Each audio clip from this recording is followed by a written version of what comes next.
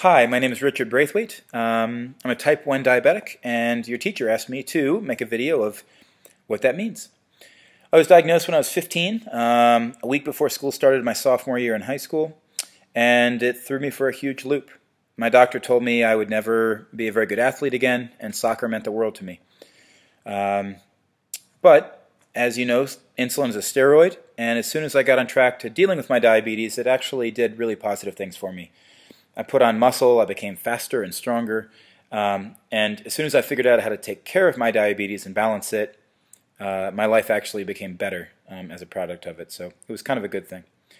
I'm just going to walk you through a couple of ways that I manage my diabetes. I check my blood sugar with this machine right here. I check probably 10 or 12 times a day. What I do is I put a strip inside this machine. I put a drop of blood from my finger onto this, and then as you can see, it counts down 5, 4, 3, 2, 1 and tells me that I am at 153. So that's a pretty decent number. I don't need to do anything. Generally, I want to be between 80 and 120, but 153 is okay.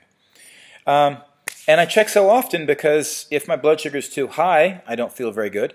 And if it's too low, I don't feel very good.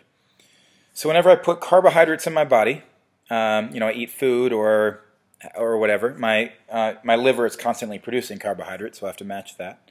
I take insulin, and I try to take a ratio that will keep my blood sugar at a constant number, somewhere around 100, 120. A lot of factors go into that: how much exercise I've been having, how much sleep I've been getting, etc. Normally I need 1 unit of insulin for every 15 carbohydrates I put in my body, but if I'm about to play a soccer game, I need more like 0.2 units, maybe 20% of the insulin that I normally would. But if I'm about to go watch a movie, I might need 1.5 or 2 units. I might need almost double the insulin if I'm going to be totally sluggish. So really what you're doing with your body, how stressed out you are, sleep, can double or even make it so 20% of the insulin is necessary. To take insulin, I can either take shots, which many diabetics do. They take 4 shots a day, 3 shots a day. These are big shots with 30 units, 40 units in the shots. For me, I use this insulin pump that pumps insulin through this tubing and into my stomach. In this way, if my blood sugar is too high, I can simply press buttons and take insulin. If my blood sugar is at 200, I can press boop, boop, boop, and take 3 units through the tubing into my stomach. If my blood sugar is too low, then I can eat food to bring it up. I'm sure you know insulin is a messenger. It goes into your system and tells your cells to open up and accept carbohydrates, to use them. So my blood sugar level is too high, I put in insulin, it goes in, tells my cells to open up, use the carbs, and my blood sugar level drops. If it's too low, then I need to put sugar into my body.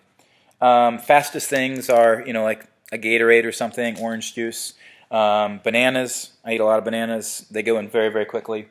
If I'm really low and I can't even eat myself, this happens maybe once every 2 years, something like, quick applesauce. My wife can put this in my mouth and squeeze it, and I'll eat it.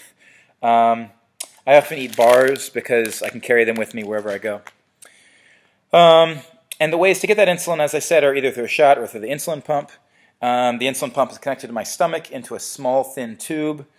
I insert a needle into my stomach that's got a thin, round plastic tube attached to it. When I pull the needle out, the tubing stays in and the needle comes out. And then I hook this into the tubing and it stays with me all the time. I change all of those supplies every 3 days, so I need a new site in my stomach every 3 days. I need new insulin in here every 3 days, etc. As I said before, I check my blood sugar maybe 10, 12 times a day, and that constant management allows me to balance how much sugar is in my system. Soccer is a huge part of my life, and so I always try to balance my blood sugar level so I can perform as an athlete. But you also need to have a good blood sugar level, not just to stay healthy, but to be fully functional. as a teacher, if my blood sugar level's off, I can't focus as well in class. And long term, blood sugar levels being too high means there's too much sugar that gets clogged in your tiny arteries and blood vessels. So like eyesight and toes are the first things that you have problems with as a diabetic after years and years. I've had diabetes for 20 years now. I'm almost 35. And I have no problems right now, but I have to make sure I keep taking really good care of my diabetes every single day so that I don't lose my eyesight or my toes when I'm 50 years old. That's about it. The future is bright. I think that in 15 years, type 1 diabetes will almost be cured. There will be simple surgeries where you can insert islet cells into your pancreas, possibly into your liver, and have them take hold, or onto your kidneys. Either way, type 1 diabetes takes a lot of mental energy to stay balanced, but if you pay attention to it and do a good job, it's something that's completely manageable. Thanks, and if you have any questions, Ms. Pappas has got my email, and you can always email me. Thank you. Bye-bye.